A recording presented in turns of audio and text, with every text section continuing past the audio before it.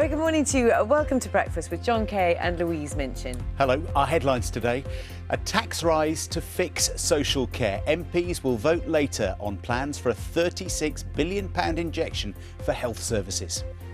Today is the first step in introducing these massive reforms which will affect virtually everyone.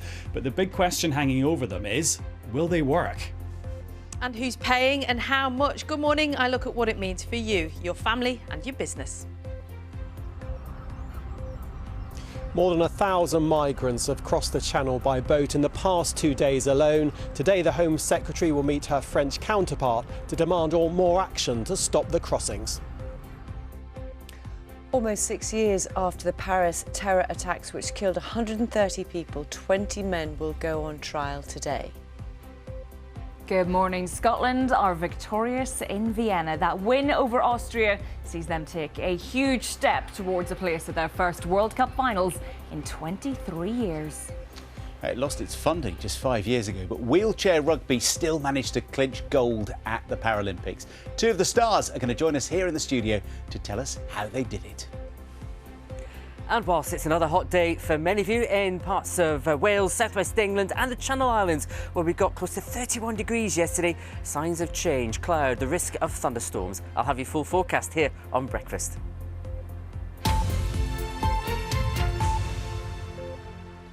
Morning everybody, Wednesday the 8th of September, and our top story is that MPs will vote today on the government's plans to increase national insurance contributions to fund health and social care in England.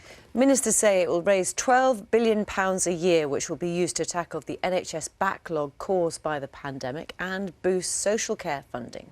But it means next year we'll see the highest tax increase in 4 decades. And it breaks a Conservative manifesto promise. Here's our political correspondent Helen Cadd. The COVID pandemic has left the NHS with some big waiting lists to clear. Funding social care has been a problem for years. The government's answer to both is to raise national insurance against its promises. We cannot now shirk the challenge of putting the NHS back on its feet, which requires fixing the problem of social care and investing the money needed. So we will do what is right and reasonable and fair.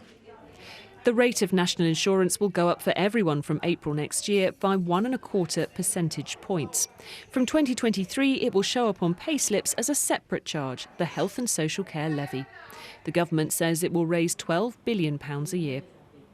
This package of reforms, we believe, is unjust, it's half-baked, and it breaks very solemn Conservative election pledges. So I think the first thing to do is point that out. Only 15% of what is going to be raised in the next 3 years will go towards social care. And actually, that's not nearly enough.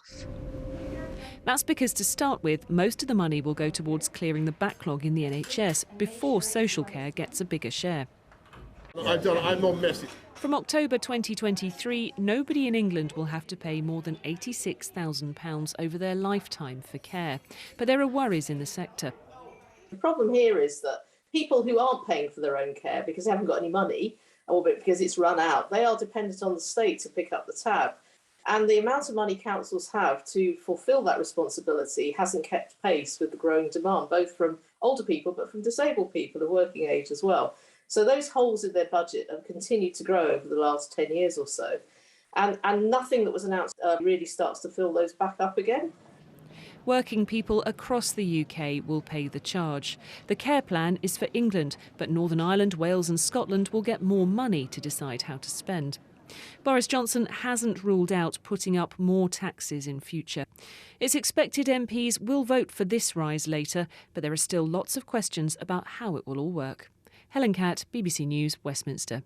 Yeah, how will it work? That seems to be the question of the morning, doesn't it? Let's speak now to our chief political correspondent, Adam Fleming. Hi, Adam.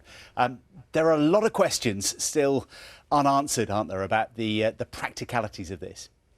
Yeah, and I think we'll be asking questions about this for years because it's going to take years for all of this to come to fruition. But the big question being asked around all of it at the moment is it going to work?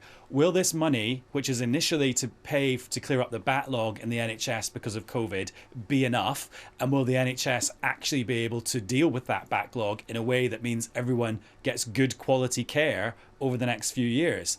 Then the money is meant to switch from going to the NHS for COVID to going to the social care system to help pay for this new cap and this new means test. But there's lots of questions about whether that money will actually flow in that direction or whether it'll just get gobbled up by the NHS forever. Then there's the question about local authorities, because it is your local council that organises and pays directly for your care. Will they actually have enough money and enough resources to deliver this? And then for the people and the families who are actually experiencing the care, will it be of a higher quality than the care that people are getting now? And ultimately, will it prevent people having to sell their homes? And actually, will people still face quite big bills for care that feel really quite stiff? So you can gather all of those questions up into, as I said, is this going to work? One big question this morning. Adam, thank you very much indeed. We're going to put that question and others to the Health Secretary, Sajid Javid, who will join us live on Breakfast to discuss his proposals at 7:30 this morning in an hour. Yes, it's not just him, lots of other people here on the programme to go through all of that for you.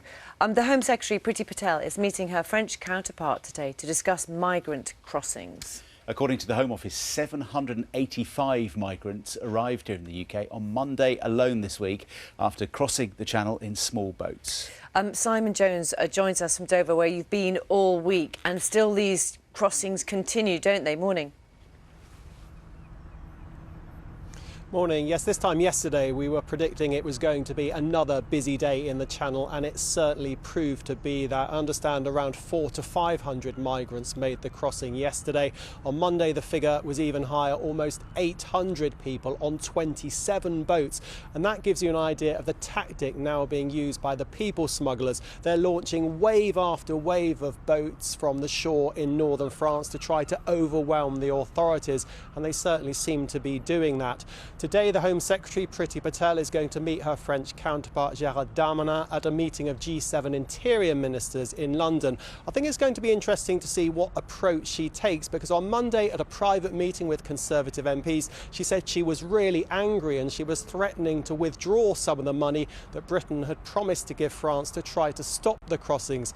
In reality, though, she may need to take a more conciliatory approach today, because this is not an issue that Britain can solve alone. It's very much an international issue that needs addressing. I think what's interesting, if you look back 2.5 years ago, when one of the first deals was agreed between Britain and France to try to prevent the crossings, the then Home Secretary Sajid Javid came to Dover. He went on board a border force cutter and declared a major incident. But back then, 2.5 years ago, on a busy day, we were seeing around 40 people making the crossing. But now, on a busy day, that figure can be 20 times that. Thank you, Simon. We'll be with you later as well. Thank you.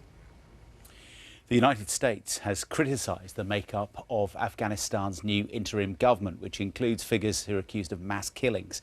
A State Department spokesman in Washington expressed concern that it only includes Taliban members and close associates. No women or anyone from a religious minority have been named so far.